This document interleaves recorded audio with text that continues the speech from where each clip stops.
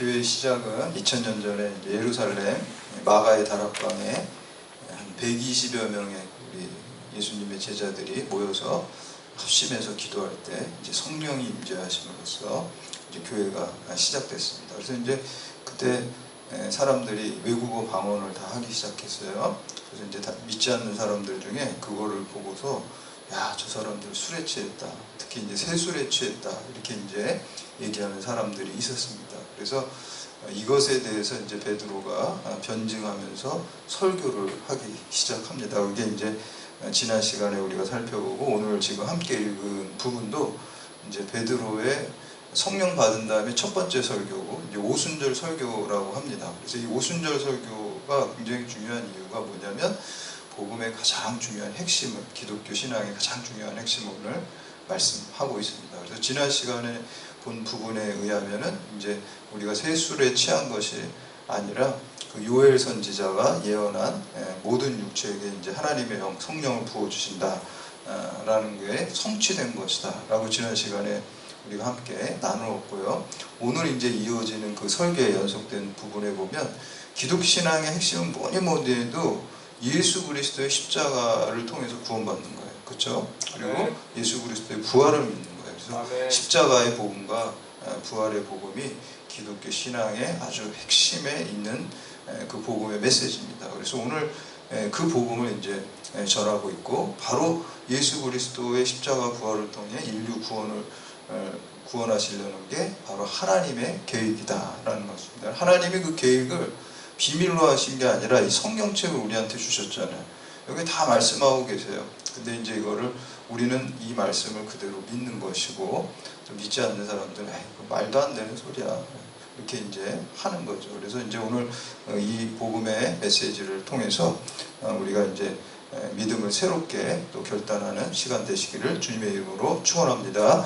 첫 번째는 누구든지 주의 이름을 부르는 자는 구원을 얻습니다. 우리 21절 말씀 함께 봉독합니다. 시작.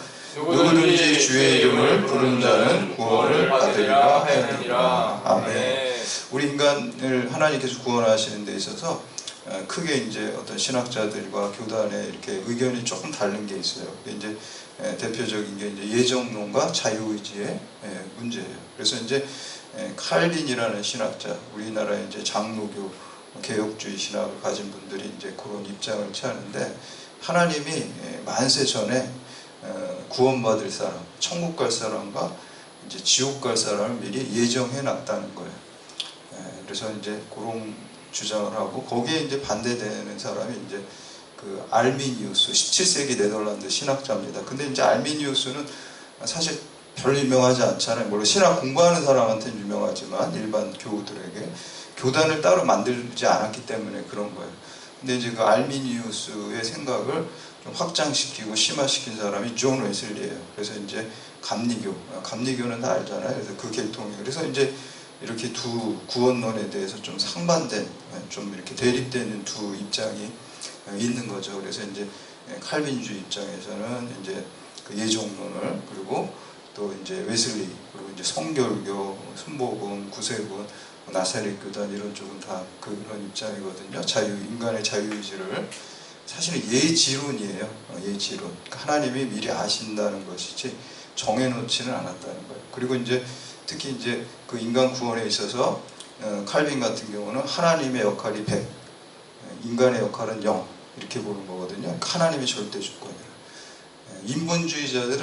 인본주의자들은 하나님 안 믿으니까 하나님의 역할 0, 인간의 역할 100, 인간이 다 자기를 구원하는 거죠. 불교는 어떻게 보면 인본주의적인 거예요. 종교라고 하지만 거기는 인간 스스로 하는 거. 인간의 100이지 뭐 누가 도와주는 거. 부처님도 도와주는 거 아니에요. 거기 스스로 부처가 되는 거죠. 깨달은 사람, 해탈하는 거기 때문에 불교가 이제 그런 입장이라고 할 수가 있겠죠. 그리고 이제 알미니우스, 아까 말씀드린 알미니우스는 하나님의 역할이 50이고 인간의 역할이 50이다.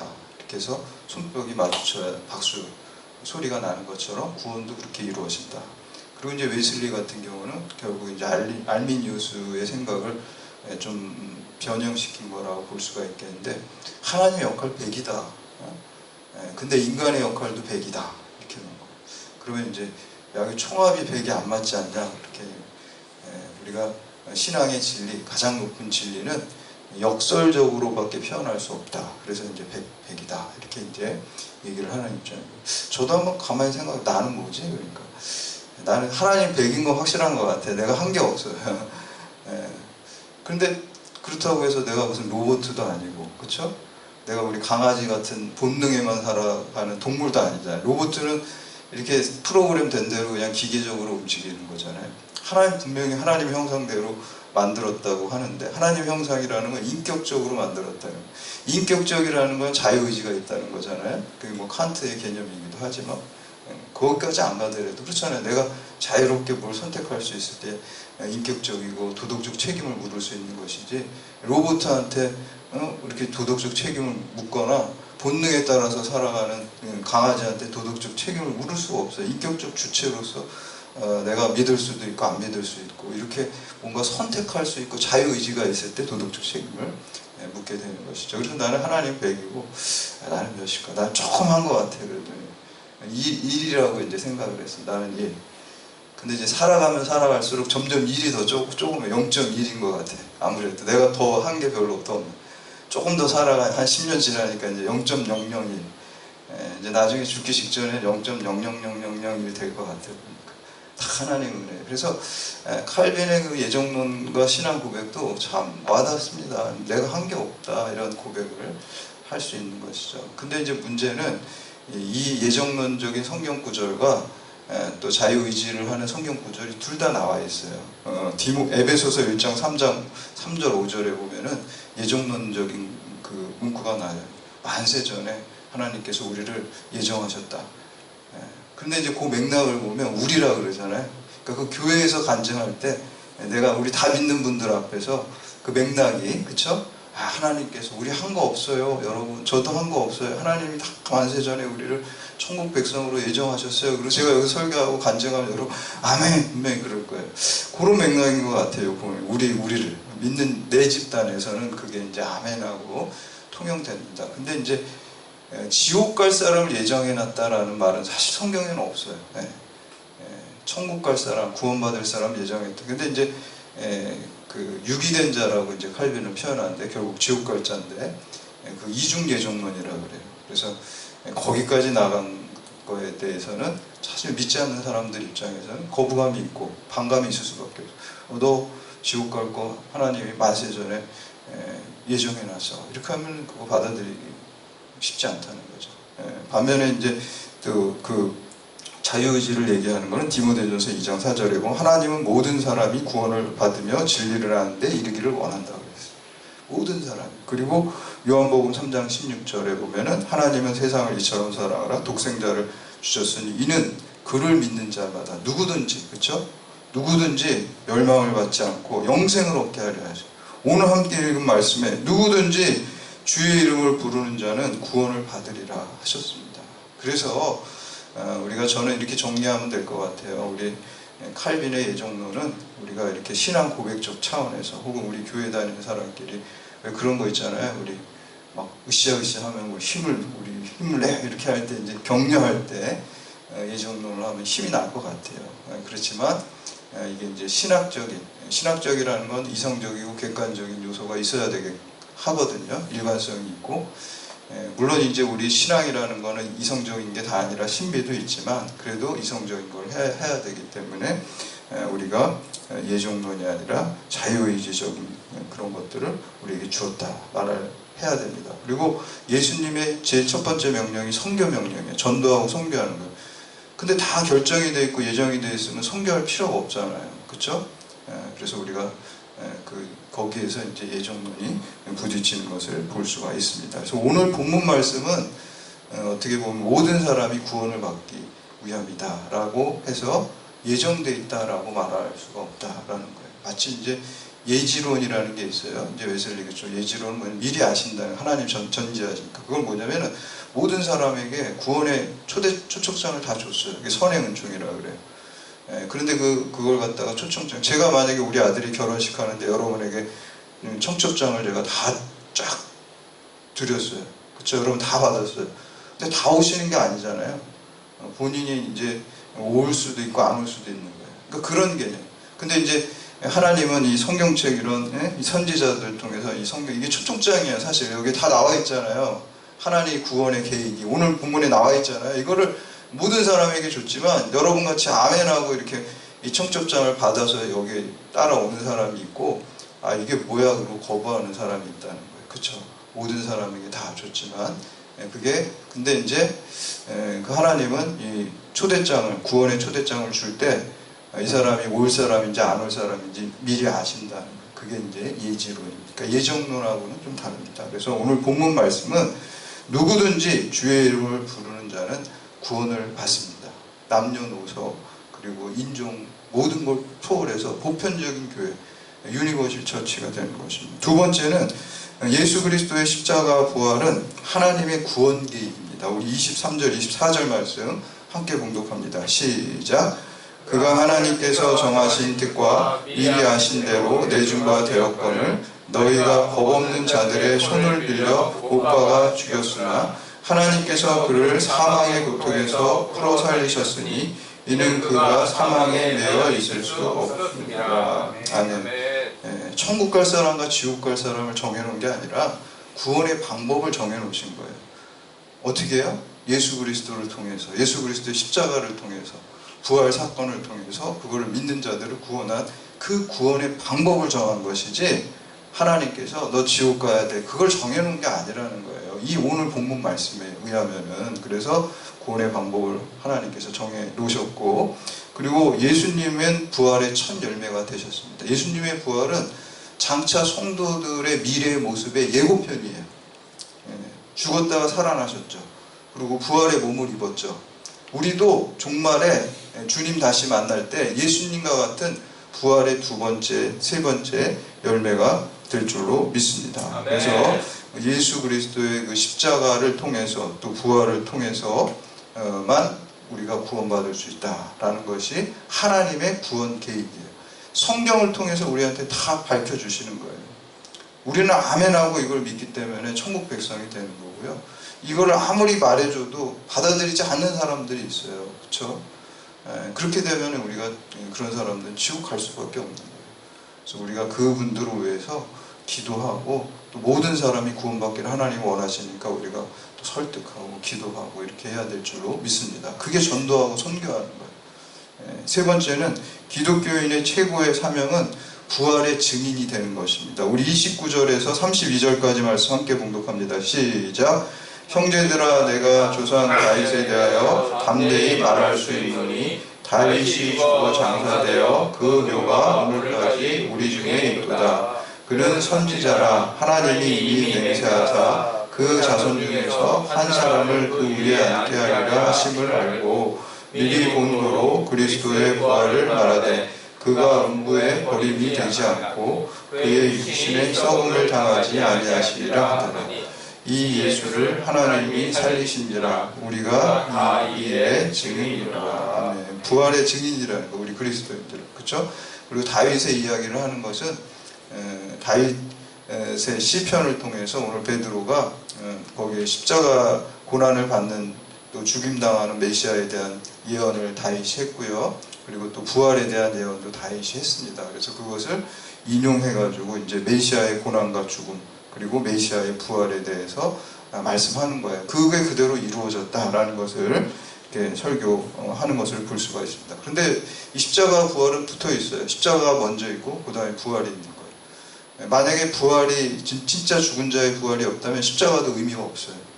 왜냐하면 예수님께서 정말 역사적으로 살아나시지 않았다면은 아니 본인도 죽음을 극복 못하시는데 어떻게 우리를 살리실 수가 있고 하나님이 되실 수가 있습니까? 그렇죠. 진짜로 예수님은 부활하셨기 때문에 살아나셨기 때문에 우리의 구원자가 되시고 하나님이 되는 것입니다.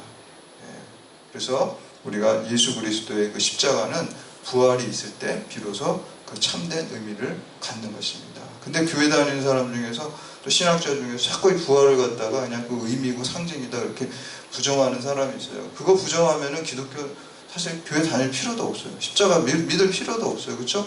고마우신 분이지만 하나님은 아니에요. 예수님이 우리를 살리실 수도 없어요. 그냥 고맙긴 하죠. 우리 때문에 죽으셨다는데 그러나 예수님은 정말 부활하셨고 그 십자가의 능력으로 그렇기 때문에 우리는 구원받게 되는 것입니다. 그래서 부활의 증인이 되는 거예요. 예수님의 제자들도 실제 변화된 거는 부활하신 예수님 만난 다음부터잖아요.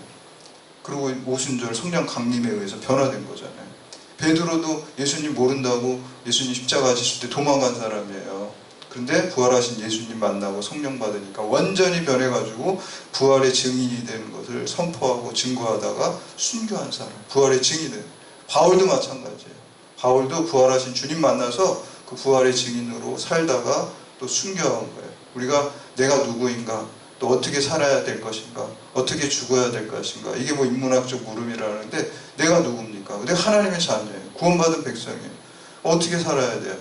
부활의 증인으로 살아야 돼요. 어떻게 죽어야 돼요? 부활의 증인으로 죽어야 돼요. 그게 이제 우리 사도들이 보여준 모습입니다. 오늘 우리도 바로 그러한 부활의 증인으로 여러분 살기 주님 결단하시기를 바랍니다. 부활의 증인이 되는 건 두 가지가 있어요. 저같이 지금 말로서 이렇게 부활의 증인이 되는 게 있고요. 변화된 삶으로 예수처럼 내 죄악된 자아가 죽고 예수 생명으로 변화된 삶으로 보여주는 그러한 부활의 증인이 있어요. 뒤에가 더 힘들겠죠? 그쵸? 근데 둘 다 해야 돼요. 말로 부활의 증인이 돼야 되고, 내가 변화된 삶을 통해서 죄악된 내 자아가 죽고 예수 생명으로 살아갈 때, 변화될 때 부활의 증인이 될 수 있게 되는 것입니다. 신앙생활은 주인 바꾸는 거예요. 죄악된 내가 주인에서 예수 그리스도를 주인으로 바꾸는 거예요. 내가 주인 되면 그 결론은 지옥과 멸망입니다. 그러나 주님이 내 인생의 주인이 되시면 그 결론은 생명과 천국이 될 줄로 믿습니다. 네 번째는 하나님은 십자가에 못 박히신 예수를 주와 그리스도께 되게 하셨습니다. 우리 36절 말씀 함께 봉독합니다. 36절 시작. 그런즉 이스라엘 온 집은 확실히 알지니 너희가 십자가에 못 박힌 이 예수를 그리스도 하나님이 주와 그리스도가 되게 하셨느니라. 아멘. 히브리어 메시아는 헬라어로 그리스도입니다. 기독교 신앙은 예수가 그리스도, 예수가 메시아. 우리나라 말로 하면 뭐 그게 이제 뭐 기름 부음을 받았다는데 이제 이렇게 의역하면 구원자라는 거예요. 그러니까 예수가 구원자라는 거예요. 예수가 메시아, 예수가 그리스도라는 걸 믿는 거예요. 다른 이름을 주신 적이 없다 그랬어요. 우리 사도행전 뒤에 이제 4장 12절에 가면은 다른 이로서 구원을 받을 수 없나니 천하 만민에게 구원을 받을 만한 다른 이름을 우리에게 주신 적이 없다라고 말씀하고 있습니다. 그래서 오늘 본문 말씀이 굉장히 중요한 그 기독교의 핵심적인 베드로의 설교입니다. 오직 예수 그리스도를 통해서만 우리가 구원받는 것을 다시 한번 우리가 믿음을 결단하고 확고하게 하시는 시간 되시기를 축복합니다. 20세기의 가장 유명한 강해 설교가 중 한 분이 영국의 로이드 존스 목사님이라는 분이 있어요. 이분은 원래 의사였어요. 근데 이제 의사 생활을 하다가 40세가 돼가지고 예수님 인격적으로 만난 다음에 내가 이제 육신을 고치는 의사가 아니라 영혼을 고치는 의사가 돼야 되겠다. 그래서 이제 목사님이 됐어요. 그래서 런던의 웨스트민스터 채플이라는 거, 웨스트민스터 에비아브는 또 다른 곳이에요. 그 옆에 있는데 그 채플에서 강해 설교를 열심히 목회하시고 이제 돌아가셨어요. 근데 이분이 이제 항상 설교를 위해서 성경을 읽기도 하지만 맥체인식 성경 읽기 표라는 게 있어요. 맥체인이라는 목사님이 이제 하루에 몇 장 어디 읽고 이런 걸 표로 만들어 놓은 게 있어요. 그거를 따라서 맨날 자기의 영성으로 해서 그대로 읽었어요. 근데 이제 그 성경을 그날도 돌아가신 날도 딱 읽고 이제 돌아가셨어요. 근데 이제 후손들이, 자손들이, 자녀들 뭐 이렇게 이제 정리를 하다 보니까, 그쵸? 아버님 이렇게 보니까 성경이 이렇게 펴져 있어요. 근데 그 자손들이 그 맥체인식 성경 읽기로 딱 그 읽은 그 구절이에요. 그거를 딱 보고서 이 자손들이 야, 이거 우리 아버님이 평생 이렇게 사시기를 소원하면서 노력하시고 기도하시고 그랬는데 이거를 우리 아버님 묘비에다가 이 성경 구절을 새겨드려야 되겠다. 우리 아버님의 압축시켜놓은 성경 구절이다.